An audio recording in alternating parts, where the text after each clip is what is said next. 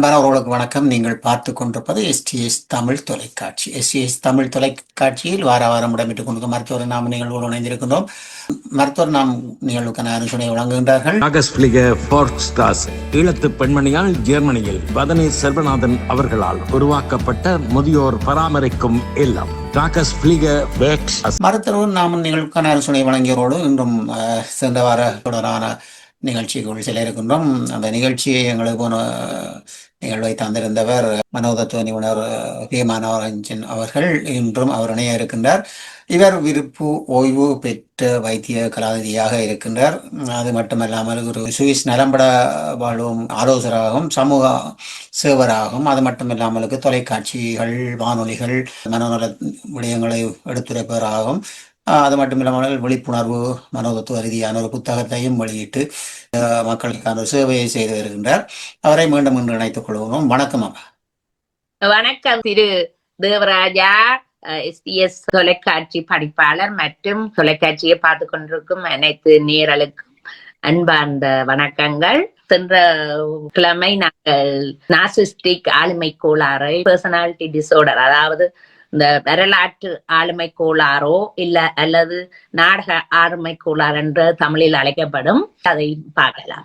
இன்று சென்ற தொடராக இந்த விடயத்தை கட்டுப்படுத்துகின்றது எப்படி என்ற விடயத்தை நாங்கள் நிறைவாக இன்று பேசிக்கொண்டு தொடர்ந்து மற்ற இதன் தொடர்ச்சியை இணைத்துக் கொள்வோம்.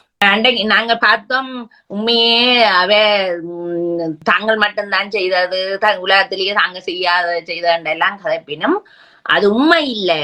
அதை நாங்கள் பொருட்படுத்த கூடாது. முதல்ல ஒரு முக்கிய இது. அடுத்தது, ஒரு குடும்பத்துல கணவரோ மனைவியோ ஒரு பிரச்சனை வைக்கல, முதல் நாங்கள் எங்களுக்கு ஒரு வீக் பாயிண்ட்கள் இருக்கும், சில பிரச்சனைகள், அதைகளை நாங்கள் திருத்தி அமைக்க வேணும். புனரமைச்சாதான் நாங்கள் எதிர்த்து போராடலாம். நான் கூட பெண்களை கதைப்பது என்னென்ன, நானும் ஒரு பெண் என்றபடியால், ஆனா ஆண்களுக்கும் பொருந்தும். வாழ்க்கையில நிறைய போராட்டங்களை சந்திக்கல அவர்கள் தங்களோட திறமைகளை உயர்த்த வேணும்.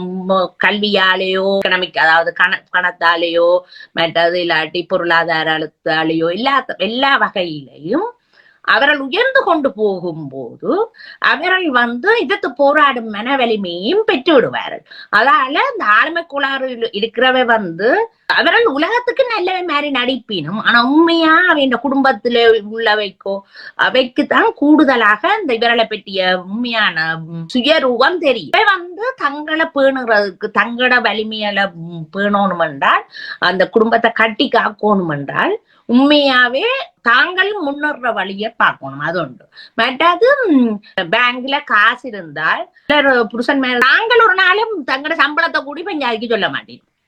ஆனால் மனைவி உழைக்க துவங்கின உடனே அந்த சலரியை கொண்டா நான் குடும்பம் பாக்குறேன்னு என்று சொல்ற ஆட்கள் இருக்கணும். அப்ப விட்டு கொடுக்க கூடாது. உடனே கேட்கணும், நீங்கள் எனக்கு தந்த நீங்களோ. எங்கட சமுதாயத்துல பெண்கள் எதிர்த்து கதைக்க கூடாது, பெண்கள் வெளியில போக கூடாது, அப்படியான மனநிலை பல வருடங்களுக்கு முன்னாலே இருந்தது. நாங்கள் இப்போது புலம்பெயர்ந்து இந்த யூரோப்பில இருக்கிறோம், மற்றது கனடா, ஆஸ்திரேலியால, உலகம் முழுவதும் பறந்து போய் இருக்கிறோம், அறிவை பெருக்கி இருக்கிறோம். ஆகவே நாங்கள் எங்களை சிரமப்படுத்தக்கூடாது, நாங்களே எங்களை தாழ்வாக சிந்திக்க கூடாது. அது ஒரு முக்கியமான இது. மற்றது, புத்திசாலித்தனமா நடக்கணும். இப்ப அவர் எங்களுக்கு வன்முறைகள் செய்தால் அதுக்கு போட்டோ எடுத்து வைக்கணும், வீடியோ எடுத்து வைக்கணும். இல்ல, ஏனென்றால் அவ நல்லவ மாதிரி பெற்றவைக்கு நடிக்கல ஆட்கள் அதைத்தான் நினைப்பினும், எங்களை பிள்ளையா கலைக்க பாப்பினும். முக்கியமா பெண்கள் இப்ப ஒரு குடும்பத்துல பிரச்சனை வந்தா டக்குன்னு எல்லாரும் பொதுவா சொல்றது ஆண்களை சொல்ல மாட்டேனும், பொம்பளையத்தான் கூடாம சொல்லிடணும். அவ கட்டித்தனம் இருந்தா அவ காப்பாத்தி இருப்பானே குடும்பத்தை என்று டக்குன்னு சொல்லி விட்டுருவேன். அது என்னன்னா ஆதாரங்களை அழிக்க பாப்பினும். அப்ப அதுகள்ல கவனமா இருக்கணும். சேஃப் அண்ட் செக்யூரிட்டி முக்கியமானது. அதாவது சரியான முடிவெடுக்கணும். இப்ப அவசரப்பட்டு முடிவெடுக்க கூடாது. தீரா விசாரிச்சு அந்த உண்மையாவே அவைக்கு நார்சிஸ்டிக் பர்சனாலிட்டி டிசார்டர் இருக்கா என்றதை கூடி மனநல மருத்துவரோடையோ இல்லாட்டி மனநல சைக்காலஜிஸ்டோடையோ கதைச்சு ஆராயணும். இப்ப நாங்கள் மருத்துவம் தெரியாமல் டக்கண்டு ஒரு தர மனநல பிரச்சனை உள்ள சொல்லக்கூடாது. இப்ப குறைஞ்சது இப்ப நான் சொன்ன அறிகுறிகள் இருந்து நீங்கள் மனநல பிரச்சனை இருக்கிறன்னு முடிவெடுத்தாலும் அதை ஒரு கால் மனநல மருத்துவரோட கன்ஃபார்ம் பண்ணணும். அதாவது தீர்மானிச்சு அதுக்கு பிறகுதான் நீங்க மற்ற தீர்மானங்களை யோசிக்கணும். மற்றது இப்ப டைவோர்ஸ் பண்ண போறீங்கன்னா அதுல முதலே கவனமாயிரும். அதுக்கு தகுந்த ஆதாரங்களை காட்டி புத்திசாலித்தனமா நடக்கணும். மற்றது ஜட்ஜிட்டையே பொய்யல கதைக்க பாப்பினோம். ஜட்ஜியே மணிப்புலேஷன் சொல்றது. இப்படியான ஆக்கள் வந்து டக்குன்னு நல்லா மெட்டாக்களை மணிப்புலேட் பண்ணுவீனும். மெட்டாக்களை முட்டாளாக்குறதுன்றதுதான் அந்த மீனிங். அப்ப அதை வந்து நாங்க தவிர்க்கணும். அப்ப புத்திசாலித்தனமா நடக்கணும். அதாவது இந்த நார்சிஸ்டிக் பர்சனாலிட்டி டிசார்டரோட வாழ்ந்து கொஞ்ச நாள் பழகினோடனே உங்களை விளங்கிடும் அடுத்த ஸ்டெப் அவர் என்ன செய்ய போறாரு. அதால அதை தடுக்கிறதுக்கு அவர் என்னென்ன செய்ய போறாருன்னு முதலே கணிச்சு வச்சால் உங்களுக்கு பிரச்சனை வராது. அத பிரச்சனை வந்தாலும் இது முதலே தீர்மானிச்ச ஓஹோ இது செய்வார் என்று எங்களுக்கு தெரியும் தானே என்று நீங்களே உங்களை மன ஆறுதல் படுத்தலாம். அதாவது மன அழுத்தமும் மனச்சோர்வு வராமல் தடுக்கலாம். மற்றது நான் கணக்க பேஷண்ட்ஸ பார்த்திருக்கிறேன், மனச்சோர்வு மன அழுத்தம் வந்துதான் அவை பேர்ந்து அவை நம்ம கணவர் மேலால பிரச்சனை வருது வர்றதை நாங்க கண்டுபிடிக்கிறோம். ஏனென்றால் இந்த ஆளுமை கோளாறு உள்ளவை வந்து அவ ஹாஸ்பிட்டலுக்கு வர மாட்டேன் ஒரு நாள் பொதுவா வராயிடும். அவைய போலீஸ் தான் கொண்டாரு.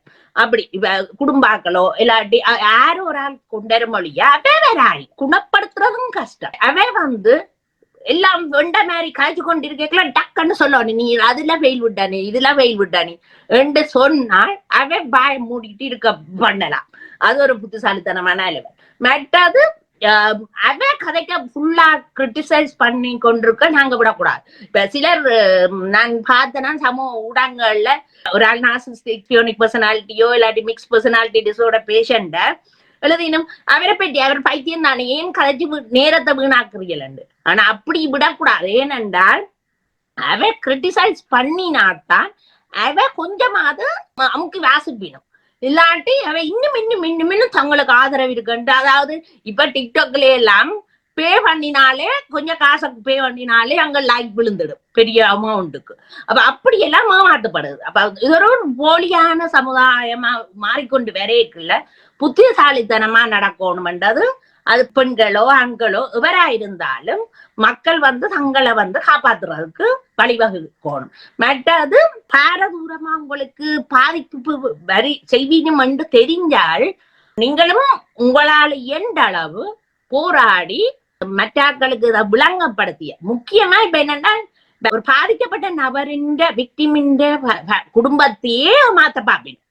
அப்ப இவன் வந்து முதலே சொல்லி போடணும், மறைக்க கூடாது. தங்கட குடும்பத்தையோ இல்லாட்டி அவை இந்த குடும்பத்தையோ மற்ற ஃப்ரெண்ட்ஸோ மறைக்கிறது. இப்ப எங்கட சமுதாயத்துல இதான் பிரச்சனை. எங்கட தமிழாக்கள்ல ஒண்ணு சொல்லக்கூடாது, குடும்பத்துல போயிட்டு குறைக்க கூடாது. ஐயோ அப்படி செய்தால் உங்களுக்கு தான் அது தீங்கா முடியும். அதனால நாங்கள் எல்லாம் வெளிப்படையா எல்லாத்தையும் கதைச்சாலும் நாளைக்கு 2 சாட்சி உங்களுக்கு ஒரு பிரச்சனை வந்தால் உங்களுக்கு வேணும். அப்ப அதை ஒரு கால் கவனிக்கணும். இது வந்து பொதுவா இது நார்சிஸ்டிக் பர்சனாலிட்டி வந்து கொஞ்சம் உக்கிரமான ஒரு ஆளுமை கோளாறுன்றபடியா தான் அதுக்கு கூட ஸ்பெஷலா கதைக்கிறோம். மற்ற ஆளுமை கோளாறுகளுக்கும் இதை பயன்படுத்தலாம். இதை பொதுவாகத்தான் எல்லாருக்கும் சொல்லலாம். ஆளுமை கோளாறுன்ற விடயம் வந்து தனிய பெண்களுக்கு மட்டுமா ஆண்களுக்கும் இருக்கின்றதா இந்த விடயங்கள்? ஆண்களுக்கும் இருக்கிறது. ஆனா இந்த நார்சிஸ்டிக் பர்சனாலிட்டி டிசார்டர் வந்து பொதுவா ஆம்பளைகளுக்கு தான் கூட. நாங்க கதைக்க போறது நாடகத்தன்மையான ஆளுமை கோளாறு வந்து 2 பகுதிக்கும் இருக்கு. ஆனா நாங்க பார்த்த அளவில பெண்களுக்கும் இருக்குது, பெண்களுக்கு தான் கூட இருக்கிற மாதிரி. ஆனால் வடிவங்களை சொல்லுகின்றார். சென்ற பதிவில் நீங்கள் உரையாடும் போது கூறியிருந்தீர்கள் இவர்களுக்கு எதிராக கதைக்க வேண்டும் என்று சொல்லிப்பா வெங்கட குடும்ப பெண்கள், அதாவது இலங்கை இந்திய குடும்ப பெண்கள் கலாச்சாரத்தை தங்களுக்குள் பேணி காப்பவர்கள் அப்படி என்று சொல்லிக்கல. இதுகள் இப்படி அவர்கள் கதைக்கின்ற போது குடும்பத்துக்குள் மேலதிகமாக விரிசல்கள் ஏற்படாதா? நிச்சயம் பிரச்சனைகள் வர பார்க்கும். ஆனால் உண்மையை கதைக்கிறவ யாருக்கும் அஞ்ச தேவையில்லை. நாங்கள் எப்போதும் உண்மையை கதைத்து கொண்டிருந்தால் ஏன் நாங்கள் மற்றவர்களுக்கு அஞ்ச வேணும்? பொய் சொல்லுறவர், களவெடுக்கிறவர், உலகத்தை ஏமாத்துறவர் தான் பயப்படணும். நாங்கள் நேர்மையா நடக்கல, நாங்கள் மற்றவர்களுக்கு அஞ்ச வேண்டிய அவசியம் இல்லை. நிச்சயம் அது என்ன பிரச்சனைண்டா பூனைக்கு மணியாட்டுவது யாருன்ற மாதிரி சில நேரத்துல போய்கொண்டிருக்குது. சில நேரத்துல எங்கட கதைகள் வந்து ஆபத்தை கொண்டரலாம். இல்லை என்று நான் சொல்லவில்லை. ஆனால் எல்லாருமே இப்படி பயந்து பயந்து பயந்து இருக்கும் போது சமுதாயமே அழிகிறதுக்கு ஒரு பிரச்சனையே கொண்டாரும். சில உண்மைகளை நான் சொல்ல வேணும் என்ற மனதுக்குள்ள முடிவெடுத்துதான் இந்த சொல்லிக் கொண்டிருக்கின்றேன். நான் பொதுவாகத்தான் கதைக்கிறேன், நான் யாரையும் பெயர் குறிப்பிட்டு கதைக்கவில்லை. எங்கள் உண்மையான விடயங்களை சமூகத்துக்கு எடுத்துக்கொண்டு செல்வதற்கு துணிச்சல் வேணும். அது நிறையவே இருக்கின்றது உங்களிடம் என்பதை நான் நீங்கள் எங்களோடு பல ஆண்டுகளாக இணைந்து தொலைக்காட்சிக்கான மருத்துவர் நாம் நிகழ்நிலை இன்று நேற்றல்ல பல ஆண்டுகளாக திரு முல்லைமோகனோடு நாங்கள் இணைந்து எல்லோருமே பயணித்தோம் தானே. அது அவரே மறக்க முடியாத ஒரு நிலைப்பாடு. அப்படி இருக்கும்பொழுது இதில் இருக்கின்ற நாடகத்தன்மை என்ற ஒரு பதத்தை கூறியிருக்கிறீர்கள். இந்த நாடகத்தன்மை என்பது இப்படியான நாடகங்களை அவர்கள் ஆடிக்கொள்ளுவார்கள், அதனால் வரும் நன்மைகள் தீமைகளை பற்றி பேர்ந்து உரையாடுவோம். அந்த நாடகத்தன்மையை பற்றி நாடகத்தன்மையான ஆளுமை கூளாறு இது சிலர் சொல்லுவினும் வரலாற்று ஆளுமை ஒவ்வொரு புத்தகத்திலையும் ஒவ்வொரு மாதிரி எழுதியிருக்கணும். ஆங்கிலத்துல ஹிஸ்ட்ரியோனிக் பர்சனாலிட்டி டிசார்டர். நாடகத்தன்மை கவனை. நாடகத்தன்மை என்றால் சீன் போடுறது. ஒரு கதை கேட்கல அழுவினும். இப்ப தங்களுக்கு நல்ல சிம்பதி வேணும் என்றால் டக்கண்டு அழுவினும், பேருந்து சிரிப்பினும், கொஞ்ச நேரத்திலேயே டக்கண்டு வெடி சிரிப்பினும். கீழே எழுதுவினும் விமர்சனம் மகா நடிகன் என்று எழுதுவினும். ஏனென்றால் நேரத்துக்கு ஏற்ற மாதிரி மாத்தி மாத்தி மாத்தி கதைக்கிறது, அந்த டிராமா அப்படி பார்க்க தெரியும் எங்களுக்கு. சரியா நாடகம் போடுறாங்க. மற்றது கவன ஈர்ப்பு, அதான் சொல்ற சீக்கிங் அட்டென்ஷன் ஓ சென்டர் அட்டென்ஷன் சொல்றது. நடுவில் போய் இருந்துருவினும். முதலே போய் இருந்து கொண்டு சிலர் என்ன செய்யணும் என்றால் கல்யாண வீடு என்றால் அவன் மாப்பிள்ளை மாதிரி இருக்கணும் நினைப்பினும். பேருந்து செத்த வீடு என்றால் பிணமா இருக்கணும் என்று நினைப்பினும். அப்படியான ஆக்கள். இப்ப பாராளுமன்றம் என்றால் ஒன்றில் ஜனாதிபதி இந்த இடத்துல இருப்பினும் இல்லாட்டி எதிர்கட்சி தலைவர் இடத்துல இருந்தால் அது எல்லாரும் டக்கண்டா என்ன நடக்கும் நாளே அப்படி இருந்தால் முழு பேரும் கலப்பினும், முழு பேரும் பாப்பினும். உலகம் அந்த இலங்கையே அதிர்ந்தது. அப்ப அது மாதிரி அவை உடுப்பு போடுவினும். என்னென்றால் பொம்பளைகள் என்றால் கவர்ச்சியா கிள நெஞ்சு தெரியத்தக்கதாவோ இல்லாட்டி செக்ஸியாவோ அப்படி போடுவினும். ஆம்பளைகள் என்றால் ஓவரா அவை இப்ப மேக்கப் எல்லாம் ஒரு நாளும் மேக்கப் எல்லாம் போட்டுதான் வீடியோ எடுப்பிடும். ஒரு நாளைக்கு 10-15 வீடியோ போடுவிடும். அப்பான சனத்தை மனிப்புலேட் பண்ணலாம். டாய்லெட்டுக்குள்ள இருந்தும் வீடியோ எடுக்கிறது என்னென்றால் அப்பதானே ஆக்கள் கதைப்பிடும். வித்தியாசமா நடந்தா தானே கதைப்பிடும். சும்மா கதை வீட்டுல இருந்து எடுக்கிறத ஒரு கதைக்க மாட்டேன். ஐயோ பாவம் டாய்லெட்டுக்குள்ள இருந்து காசு கேட்குது என்ற ஒரு பரிதாபத்தை உண்டாக்குறதுக்கு என்னென்ன நாடகம், அதைத்தான் சொல்றது நாடகம். காசு இல்லையண்டா நீங்க யூரோப்புக்கு போக மாட்டீங்க. காசு இருந்தபடியே தானே யூரோப்புக்கு போன. நீங்கள் காசு இல்ல, காசு முடிஞ்சது, காசு தாங்க டாய்லெட்டுக்குள்ள இருந்து அழுவேற போல கெஞ்சுறது நாடகத்தன்மை. புத்திசாலிகள் அதை கண்டுபிடிச்சிருக்கணும். தமிழ் படங்கள்லயே காட்டுவினும். விக்ரம் ஒரு படத்துல அப்படி நடிக்கிறார். உடனே சுட்டிக்கிற அம்பி மாதிரி நடிக்கிறது அந்நியன் என்ற படத்துல. அப்ப அப்படி ஒரு அதைத்தான் மல்டிபிள் பர்சனாலிட்டி டிசார்டர் சனம் பொதுவான மனநல மருத்துவம் தெரியாத ஆட்கள் கலைக்கணும். என்னென்றால் 1-2 அவைக்கு ஓரளவு தெரியுது 2-3 பர்சனாலிட்டி டிசார்டர், அதாவது ஆளுமை கோளாறோட இவர் இருக்கிறாரு.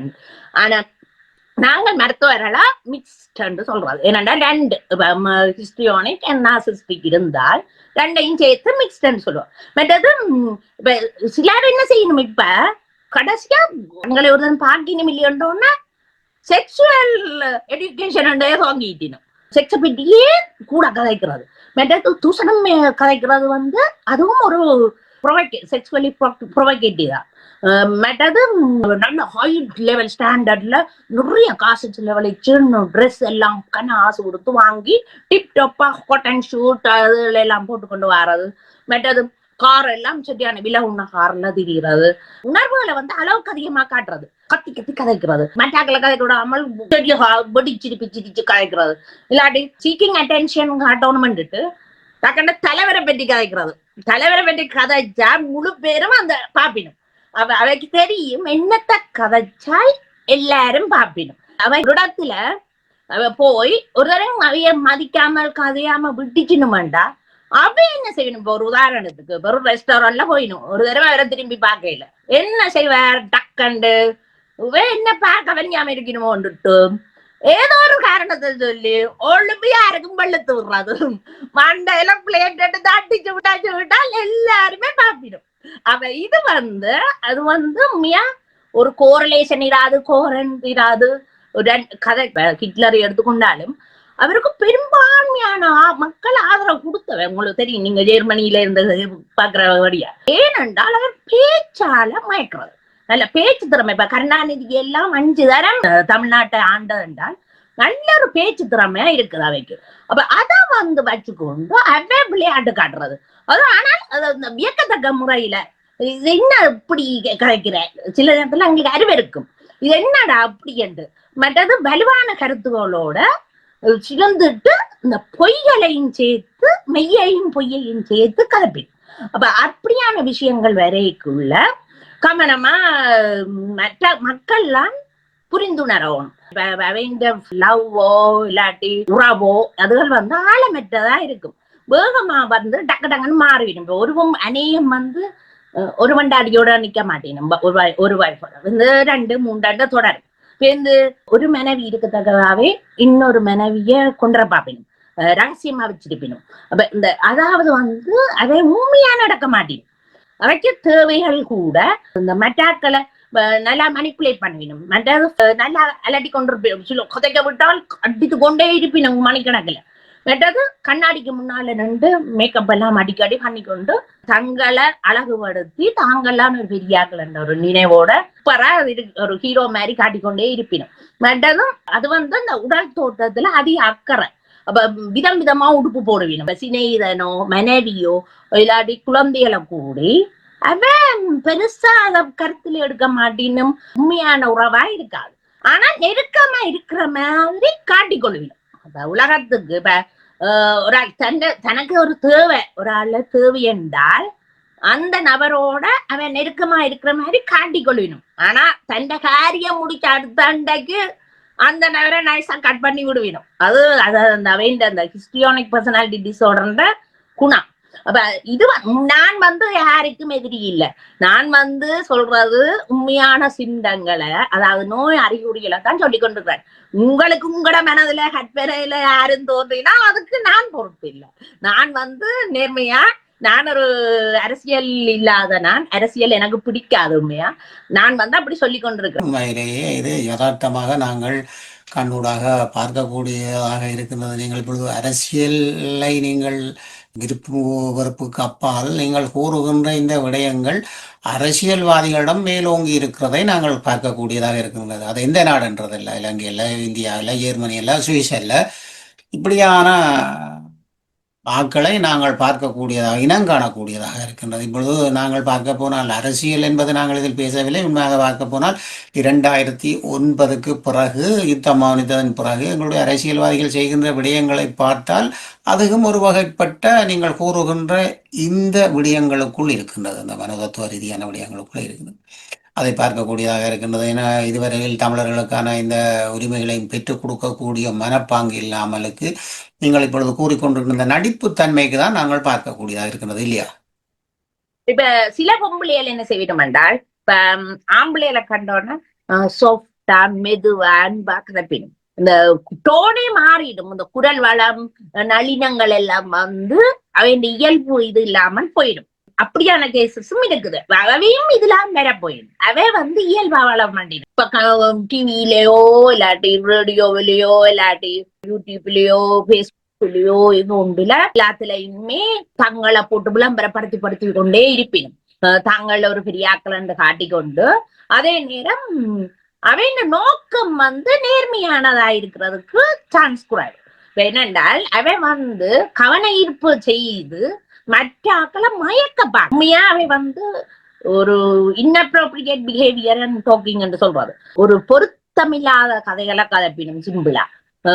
ஆனால் அத கதை கேட்கல, அதை பெருசா விளம்பரப்படுத்தி கதை கேட்கல சிலர் நம்புவிடும். எல்லாருக்கும் போதுமான அறிவு இருக்குமாண்டு இல்ல, மனநல அடிப்படை அறிவு கணவருக்கு தெரியாது. அப்ப அப்படி இருக்கேன் உண்மையா நீங்கள் இப்படி டிவி தொலைக்காட்சியில தொடர்ச்சியா நீங்க கொடுக்கறது உண்மையா மக்கள் துணியோ மக்கள் அந்த பலனை அடைகின்றார். அதுக்கு உண்மையா நான் உங்களுக்கு நன்றி சொல்லி கொண்டிருக்கிறேன். ஏனென்றால் இது கட்டாயம் இப்படியான அரசியல்வாதிகளாலேயோ இப்படியான குடும்ப நபர்களால பலர் பாதிக்கப்படுகின்றார்கள். இப்ப அவர்களின் குடும்பம் அவர்களின் வாழ்க்கை ஒரு பொய்யான தகவல் பரப்புறதால இப்ப என்ன இவைக்கு அடுத்தவைய பற்றி பெருசா இறக்கம் இல்ல தானே. அப்ப அவ அடுத்தவைய அட்டாக் பண்ணிக்கல உலகமே அவைய எதிர்க்கிற மாதிரி அட்டாக் பண்ணுவீங்க. என்னோட வாய்க்கு வந்ததை கதைக்கிறாரு, வாய்க்கு வந்ததை சொல்லுவீங்க. அப்ப சொல்லிக்குள்ள மக்கள் சிலர் அதை நம்பி அப்ப அதுவும் வெற்றி ஒரு கால் வெற்றி வந்தா காணும் அவைய பிடிக்கவே இயலாது. ஆனால் இப்படியான ஆட்கள் ஈஸியா இன்ஃபுளுன்ஸ் பண்ணக்கூடிய இருக்கு. ஒரு உதாரணத்துக்கு இப்ப ஒரு கட்சி ஒரு கட்சியில ஒரு ஆள் இருக்கிறான்னு இப்ப அவர் ஒரு கட்சியார ஆள் சொல்லுவார், நான் இவ்வளவு காசு தரேன் நீ எனக்கு சப்போர்ட் பண்ணு. இன்னொரு கட்சியாளர் சொல்லுவார், நான் அதை விட கூட தரேன்னா இவன் டக்குன்னு மயங்கி அந்த கட்சிக்கு சப்போர்ட் பண்ணி கொண்டு இருப்பேன். அப்ப அது அவருக்கு ஒரு ஸ்டெடி இராது. இப்ப தாங்கள் ஈஸியா அவை இன்ஃபுளுன்ஸ் பண்ணி விட்டுடு. அது உண்மையா அவை இந்த கெட்டித்தனம் கையாளாதாது. இப்ப என்னண்டா நாங்க யோசிக்கணும், ஒரு நல்ல அரசியல்வாதிக்கோ இல்லாட்டி நல்ல நடிகருக்கோ இல்லாட்டி அவ நல்ல மனிதன் முதல் நாங்க நல்ல மனிதர்களை யோசிக்கல அவையில பண்பு பழக்கம் நாகரிகம் கலாச்சாரம் இதுகளை எல்லாம் அவ நல்லதா பேண வேணும்.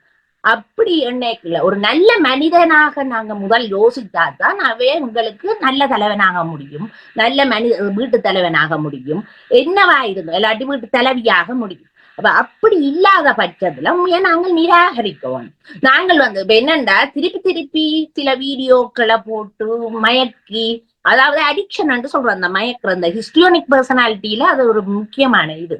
திருப்பி நாங்கள் வீடியோ போட்டு திருப்பி கதைச்சு மாத்தி எங்களுக்கு அடிமையாக்கி வைக்கிறது அடிக்ஷன். அதாவது நாங்க மதுக்கு அடிமையாகிற மாதிரி, சிகரெட்டுக்கு அடிமையாகிற மாதிரி, ட்ரக்ஸுக்கு அடிமையாகிற மாதிரி ஒருத்தருக்கு நாங்கள் இப்ப எனக்கு கமலஹாசன் சரியான பிடிக்கும்.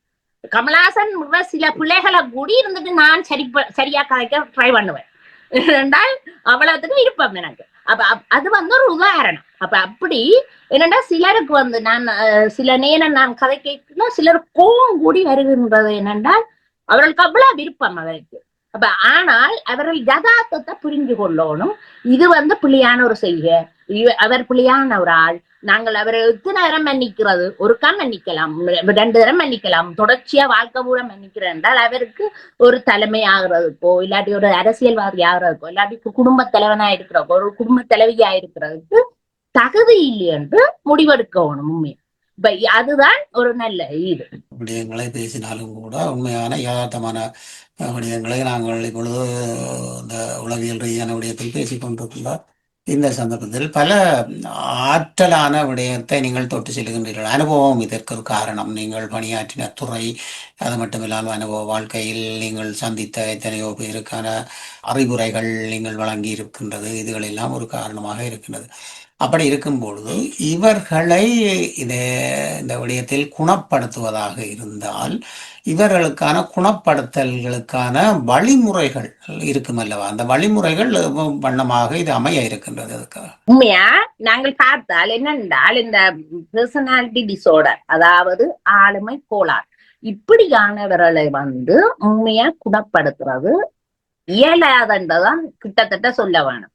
ஆனால் நாங்கள் மருத்துவர்கள் எங்களுக்கு கடமை ஒரு பேஷண்ட், அதாவது ஒரு நோயாளி மனநோயாளி வந்தால் எந்த அளவு அவருக்கு நாங்கள் உதவி செய்வோம்.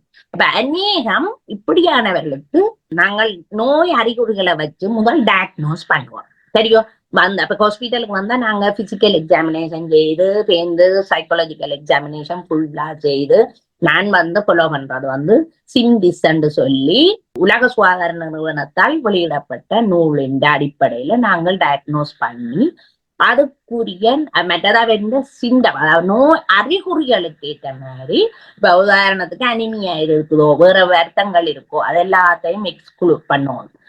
ஒரு வருத்தமும் இல்லையண்ட ஏன்னா அவைக்கு குணங்கள் மாறும், நிறங்கள் மாறும், கரெக்டா மாறிக்கொண்டே இருக்கும். ஆனா முக்கியமான திரபி சைக்கோ, நாங்க சுவிஸ்ல சைக்காட்ரிஸ்டும் சைக்காலஜிஸ்டும் 2 பேருமே சைக்கோ தெரபி கொடுக்குறவ. அப்ப இவ முக்கியமா காக்னிட்டிவ் பிஹேவியர் தெரபி என்று இருக்குது. அது வந்து ஃபாலோ பண்ணணும். ஆனா இருக்கிற பிரச்சனை என்னன்னா, இந்த நோமல இந்த ஆளுமைக்குள்ளார் உள்ள நோயாளிகள் வந்து தங்களுக்கு வருத்தம் இருக்கண்டே ஒத்துக்கொள்ளவே மாட்டேன். ஒத்துக்கொண்டாதானே ஹாஸ்பிட்டலுக்கு வர வேணும். ஹாஸ்பிட்டலுக்கு அப்ப உண்மையா இந்த மனைவி பிள்ளைகளுக்கோ நார்மலா ஃபேமிலிக்கும் நாங்க கொடுக்கணும். சில நேரத்துல மட்டும் அரிதாக வேற லோமென்று சொல்லி வந்தால் நாங்கள் இந்த ஒரு ட்ரீட்மெண்ட் வந்து ஒரு நாள்ல முடியாது. இப்ப கவுன்சிலிங் கொடுக்குறனாலும் இது நீண்ட ட்ரீட்மெண்ட், லாங் டேர்ம் ப்ராசஸ் என்று சொல்றாரு. நீண்ட நாளைக்கு ட்ரீட்மெண்ட் கொடுக்கணும், முக்கியமா சைக்கோதெரபி. இப்ப என்னென்றால் அப்ப இது வந்து ஒரு மல்டி டிசிப்ளினரி ட்ரீட்மெண்ட் சொல்றாரு.